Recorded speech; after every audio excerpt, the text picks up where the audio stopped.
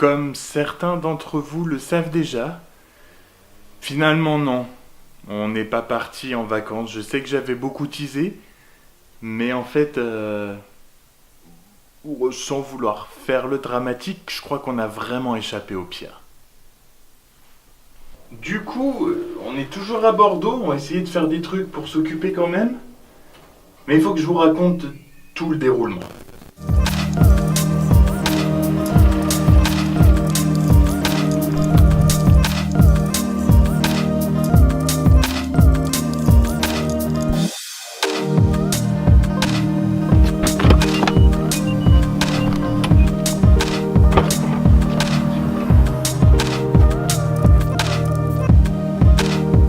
Donc, pour ceux qui ne le savaient pas, on devait aller à Saint-Martin et Saint-Barth. Oui, là où il y a eu l'ouragan Irma. Plus puissant encore que celui qui a ravagé le Texas la semaine dernière. Harvey était de catégorie 4, Irma est de catégorie 5 et elle se dirige en ce moment tout droit vers les îles de Saint-Martin et Saint-Barthélemy. Toute l'île est placée sous vigilance violette avec interdiction de sortir, y compris pour les services de secours. Toute la région s'apprête à affronter l'ouragan le plus puissant jamais enregistré sur l'Atlantique.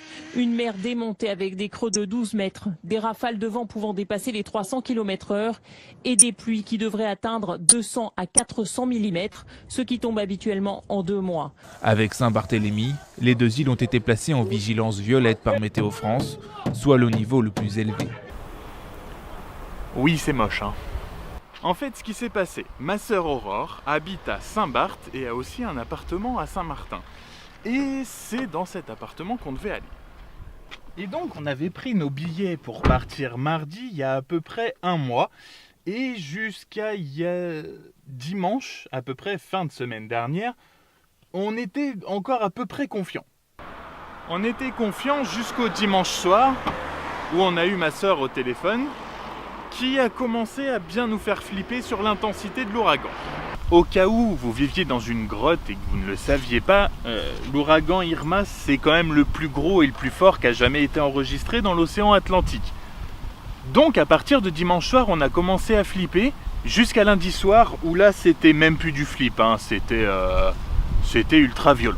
Donc dans la journée de lundi, on a commencé à se demander si vraiment on allait partir. Déjà, dans la journée, KLM nous a envoyé une notification pour nous dire que le vol serait avancé de 3 heures. Donc on allait juste arriver quelques heures avant le passage de l'ouragan.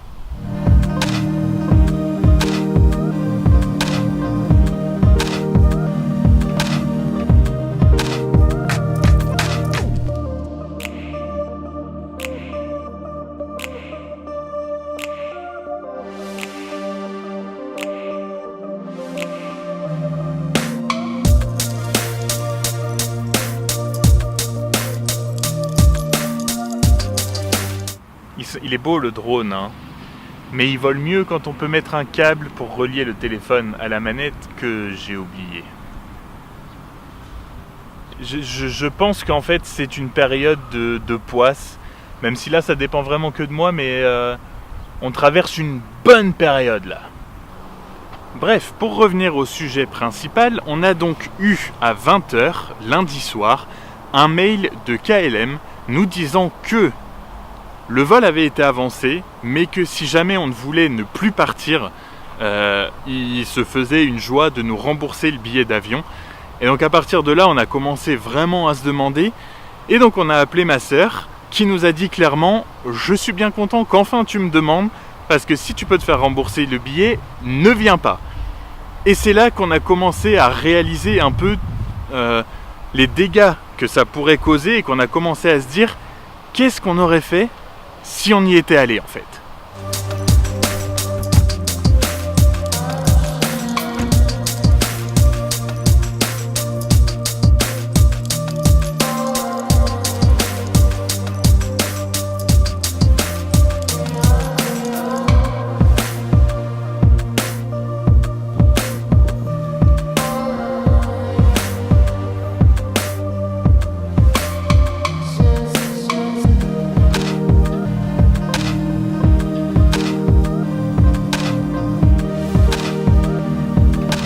Parce que ma sœur a commencé à me faire une énumération des choses auxquelles on pense pas. Nous, on n'a pas du tout pensé et je pense que plein de gens n'ont pas pensé non plus.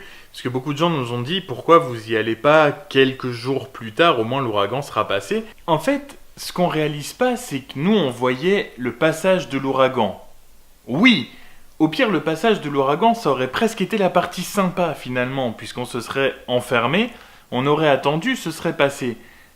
Mais après, pendant 2 semaines, ce qu'il faut savoir dans la classification des ouragans, c'est donc qu'il y a 5 catégories, allant de 1 à 5, et plus le chiffre grandit, évidemment, plus c'est violent, et que Irma a dépassé la catégorie 5 qu'on connaît, ils en étaient presque à lui créer une nouvelle catégorie juste pour lui, et que quand on regarde l'échelle de classification des ouragans, qui s'appelle donc l'échelle de Saffir-Simpson, quand on regarde donc la catégorie 5, dans les dégâts, on a destruction de toiture des portes et des fenêtres, dommages importants aux charpentes des bâtiments renforcés, destruction de certaines habitations non renforcées, dommages importants aux premiers étages des habitations à moins de 500 mètres des rivages et des inondations, évacuation des maisons dans un rayon de 8 à 16 km.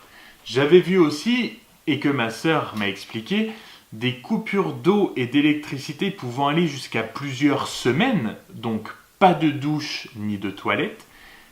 Et avec ce que je viens de vous dire, ma sœur habite approximativement à grand maximum 50 mètres de la mer.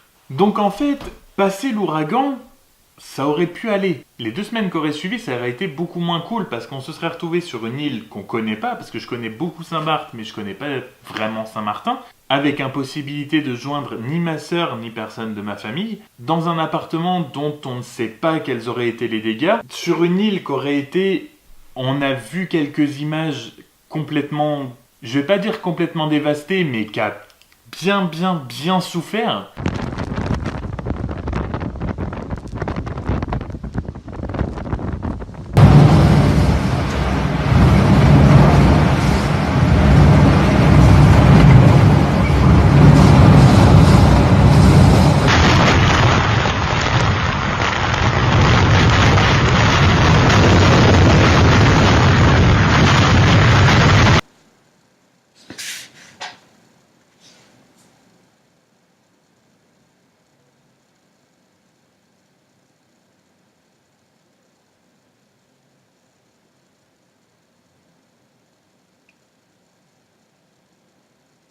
Il y a eu beaucoup d'inondations, il y a eu des maisons détruites, il y a des routes qui sont impraticables.